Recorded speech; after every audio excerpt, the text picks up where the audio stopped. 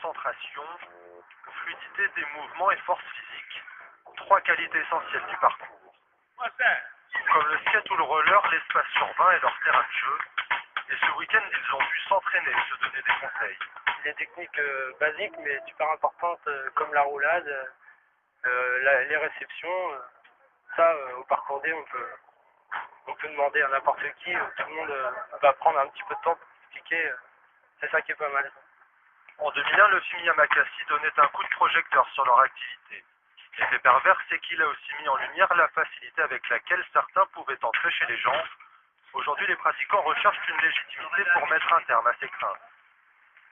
C'est extrêmement compliqué quand on n'est pas reconnu, de développer des structures, des programmes d'entraînement, etc. C'est un peu compliqué, donc la fédération, ça permettra vraiment de passer à l'étape au-dessus et que ce soit reconnu comme un sport à part entière et pas simplement comme une espèce d'activité sauvage.